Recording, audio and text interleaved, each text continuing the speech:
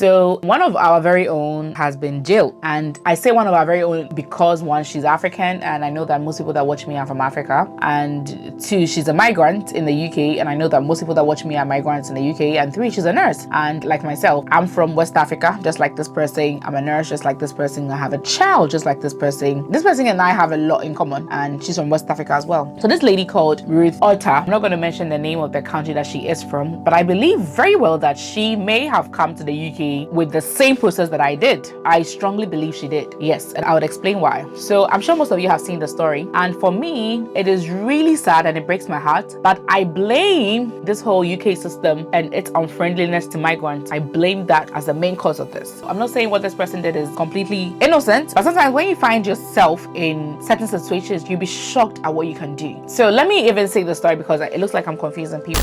So there's a nurse from an African country who was working in the UK in one of the NHSs, right, in England. And apparently she had a 10-week-old baby. So that's about 2 months and some weeks. And she left this child at home and then she went to work. So when she came back from work, I think she found the child unresponsive, and then she phoned the ambulance to say that the child is not breathing. And the paramedics came and then they could not resuscitate the baby. The baby died, sadly. So obviously it's a sudden death, right? So they're going to investigate. So when they were interrogating Ruth, the nurse, she mentioned that, oh, she sent the baby to the babysitter or the childminder, and then she went to work, and then she came back, went for the child from the childminder, and then she came back home with the child. They slept, and then she later realized that the child was not breathing when she woke up. So that was the scenario she gave. And later on, as they were still probing into the case, they realized that no, she actually left her house around 6:47 a.m. without the baby, and then she came in at 3 p.m. alone. And they also found messages on her phone asking the childminder that, please, when you are asked, say that I left the child with you, blah blah blah. This was after the baby had died, because she knew that very well they were going to investigate, and she worsened her case by doing that. She was trying to mislead the police about her arrangement, and then she was trying to prevent an arrest, if I should say. Let me say the baby's name was Joshua, right? So she did not leave Joshua with the childminder that day. She did not. And she obviously, from the look of things, was a single parent, right? And from the look of things, she didn't have anybody to help her. And this was a 10-week-old baby. And I can tell very well this woman was broke.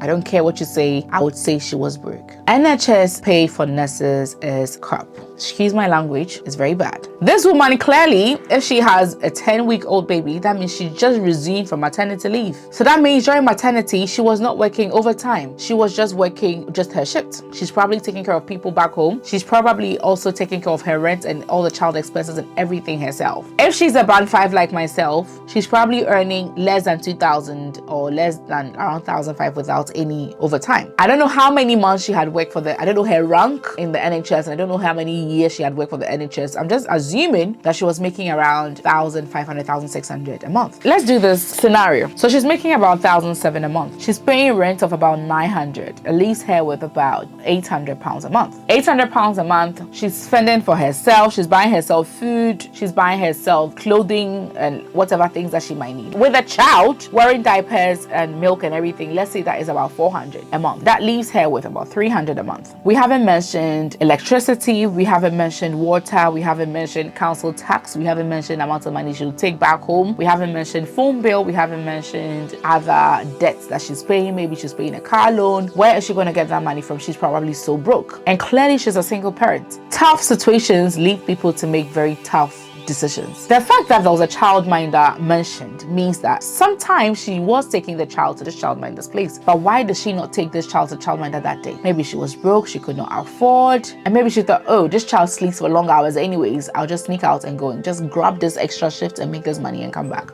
The child died. This honestly is cruelty to a child, because for a 10-week-old baby, you know how they say we should feed them like every 2 hours or every 3 hours or every 4 hours or whatever they say. So that means in that time period from 6 till 3, she should have fed the baby at least 3 times. So the baby was not fed at all during this period. This is a baby that needs milk. Milk is everything, their water, their food, everything. And this child also needed to be changed. Probably they pulled a couple of times and needed to be changed. And apparently when they did the autopsy, they said there's it's not clear exactly what killed the baby Joshua. However, it could be heat because he was wrapped in a lot of cloth. So that could be the reason. So obviously, this nurse was given bail as they were doing their investigation. And guess what? She tried to flee to her home country and she was arrested at Gatwick. They caught her trying to run away and then she was arrested at Gatwick. And UK law being so kind, I think she was jailed for 3 years. She was put in jail for 3 years. If it was the US, I was discussing this with my mom. If it was the US, she would have been jailed for nothing less than 10 years. Yes. They will say manslaughter, involuntary, what? By the time you come, you are old and can't do nothing. And most people are saying that after she's released, she's definitely going to be deported back to her home country, which I believe that is going to be the case. She's probably going to be deported back to her home country. She has lost everything. She has lost her child. She has lost her job.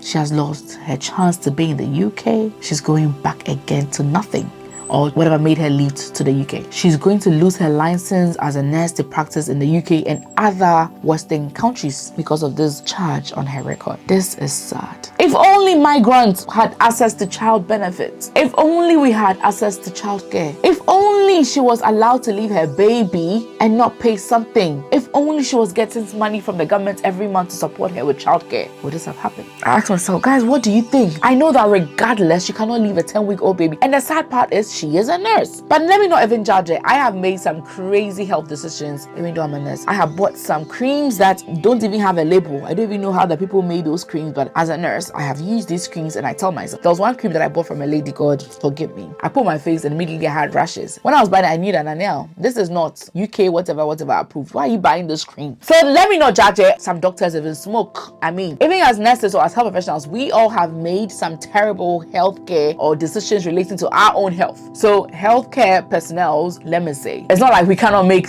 terrible decisions as well.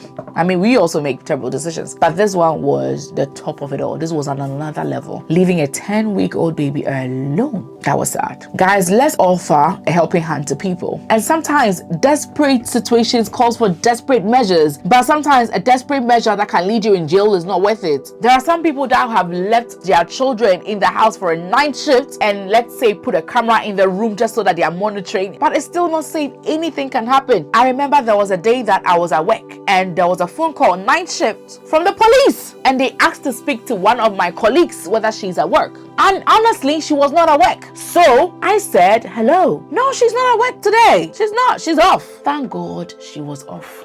Apparently, something had happened with her kids that night when the police phoned and they were looking for her. But thank God, when they phoned my workplace, she was not there.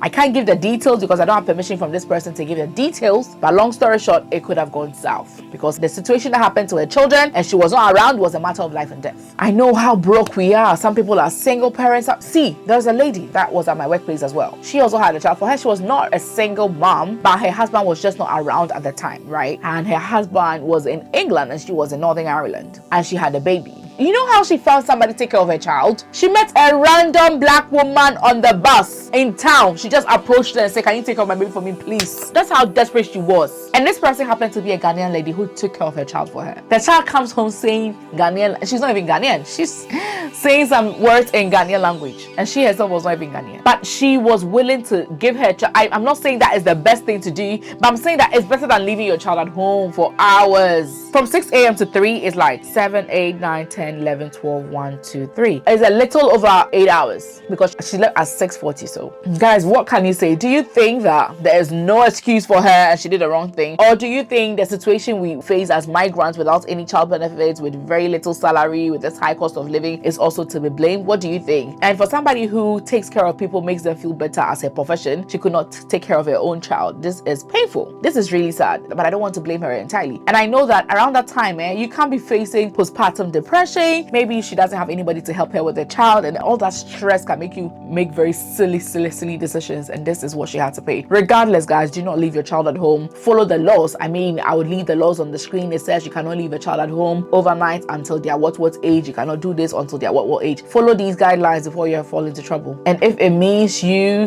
going in debt to get a childminder, please do. And let's help each other, please. What do you think? Comments below. Thank you so much for watching. Bye.